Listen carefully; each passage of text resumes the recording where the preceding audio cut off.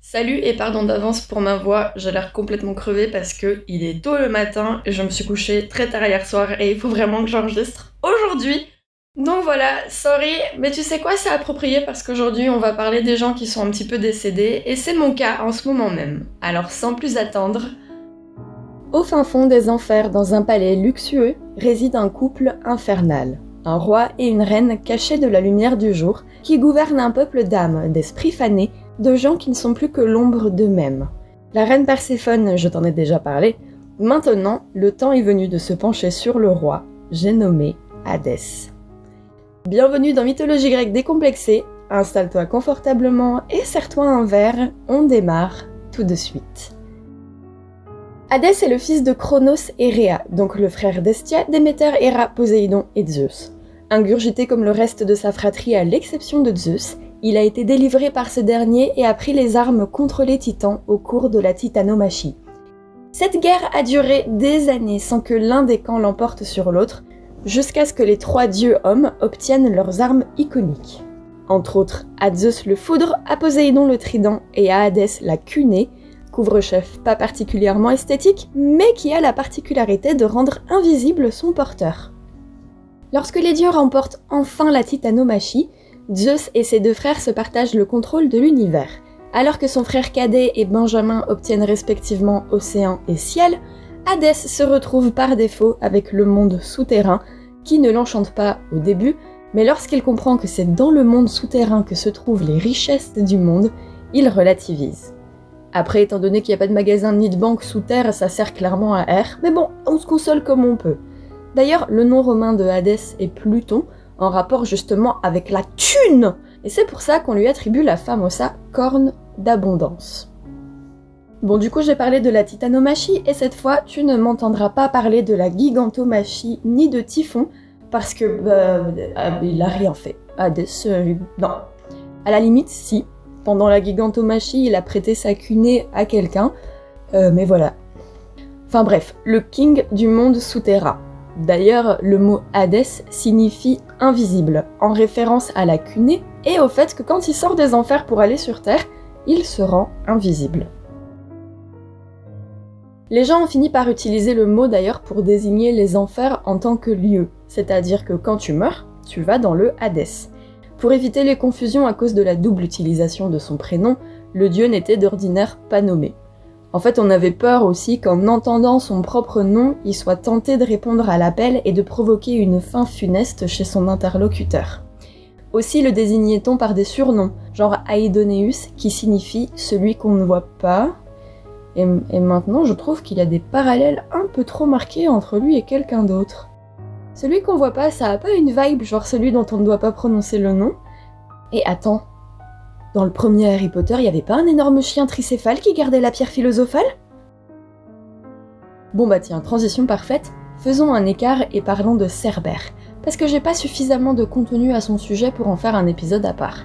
Cerbère donc, c'est le bon vieux toutou de Hadès qui garde l'entrée des enfers. Il terrorise les gens et les empêche de traverser la frontière entre le monde des vivants et le monde des morts. Concrètement, il empêche les morts de quitter le royaume des morts, logique. Il empêche les vivants d'entrer dans le royaume des morts, logique. Il empêche les vivants de sortir du royaume des morts, moins logique. En réalité, si, c'est logique. Il empêche les vivants de passer, mais peu importe dans quel sens. Parce que il se nourrit de viande humaine. Les humains, c'est du pâté sur pied pour lui. Donc les quelques personnages grecs qui sont allés aux enfers en chair et en eau ont dû détourner son attention par de petits subterfuges. Sinon, il ressemble à quoi, Cerbère ? Parce que je pense que la grande majorité de ceux qui m'écoutent se le représentent comme un gros chien à 3 têtes. Et en vrai, ça faisait longtemps que je l'avais pas dit. Les versions divergent. Alors Cerbère, c'est quoi exactement ? Déjà, le point commun partout, c'est que c'est un chien. Bon, alors un chien, dans l'entièreté du royaume animal, c'est pas ce qu'on a de plus terrifiant. De ce fait, les auteurs grecs ont upgradé les caractéristiques du toutou. Là où ils se sont mis d'accord, c'est qu'il a 4 pattes, une colonne vertébrale, une queue et plusieurs têtes.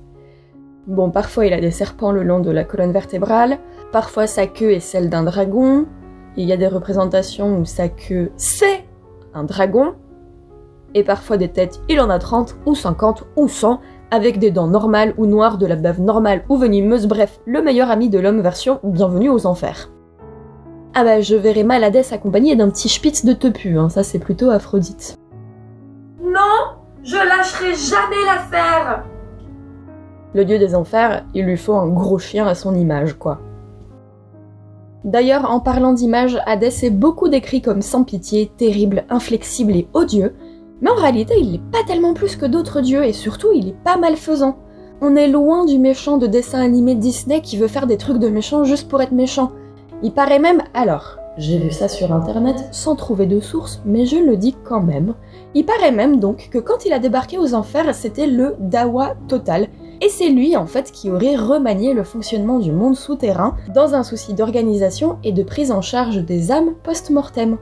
Et quand je dis prise en charge, il les tourmente pas, hein. Ça c'est le rôle des furies. Vraiment Hadès, il faut le voir comme le PDG du monde souterrain.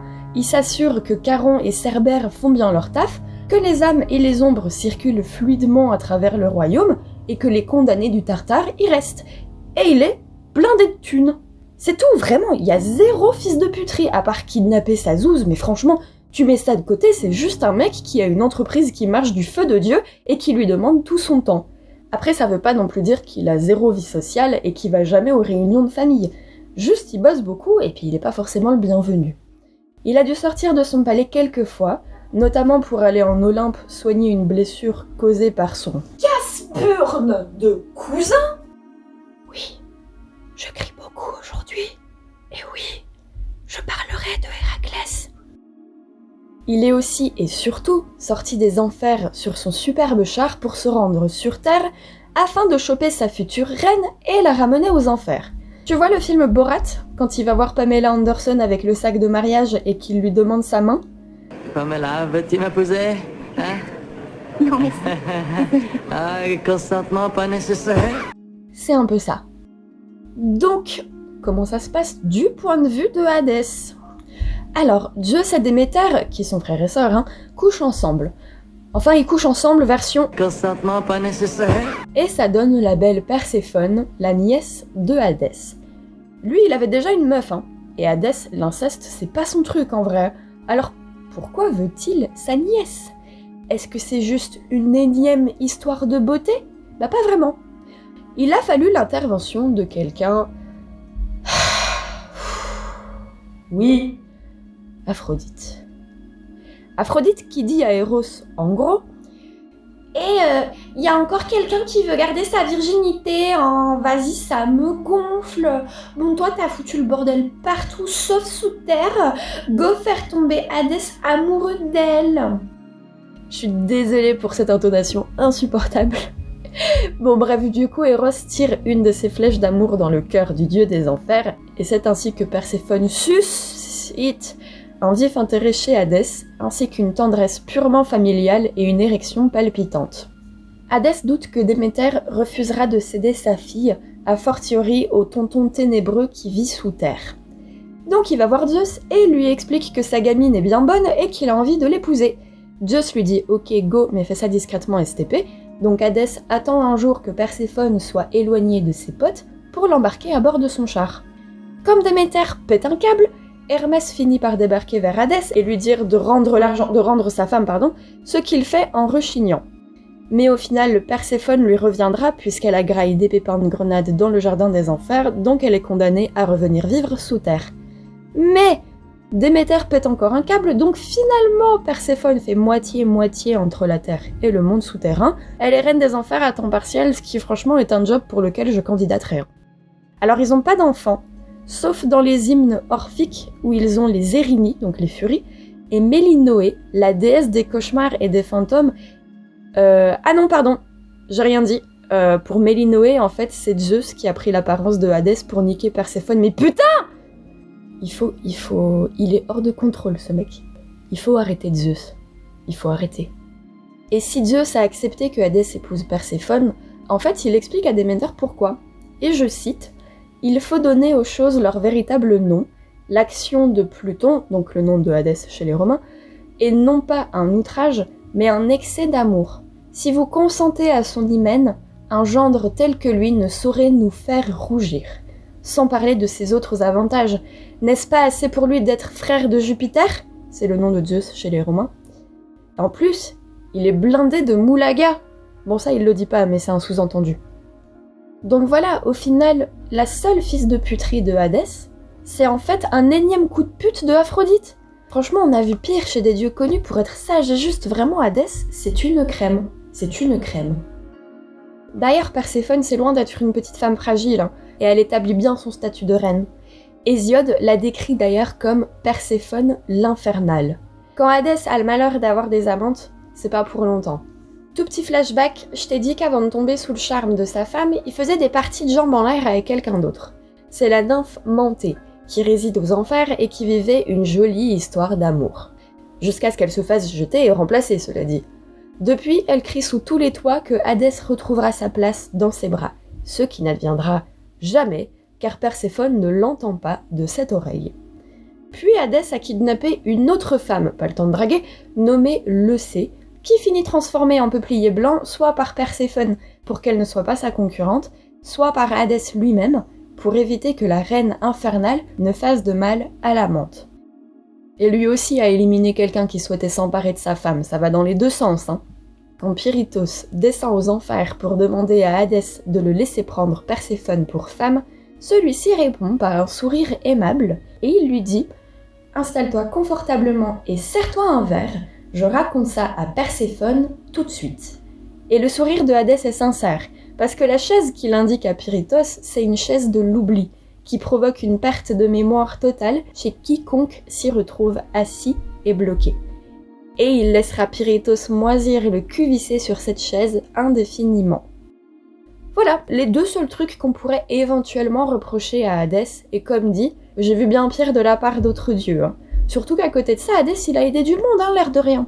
Par exemple, il a certes pas combattu dans la gigantomachie, mais il y a participé indirectement en prêtant à Hermès sa cunée, afin que celui-ci, petit fourbe qu'il est, puisse faire un stealth kill, j'ai une très belle prononciation anglaise, en arrivant derrière Hippolytos et le tuer sans être vu. Enfin le tuer, le blesser.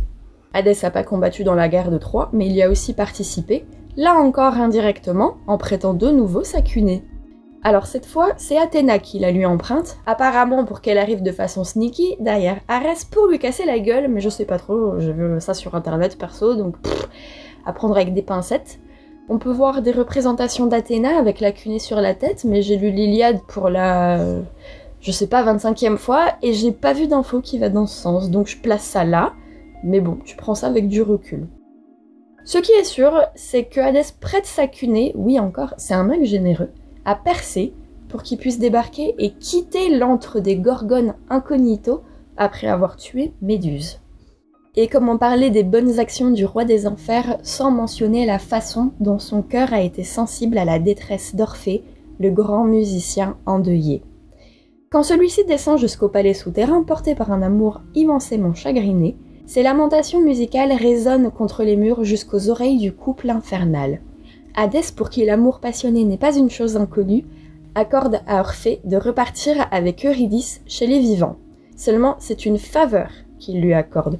Il fait pas ça complètement gratuitement non plus, puisqu'en laissant Eurydice repartir, il perturbe le destin et l'organisation du monde souterrain. Donc Orphée doit raccompagner Eurydice, mais sans la regarder, ni lui parler, sinon elle restera à jamais là où elle est censée être, aux enfers.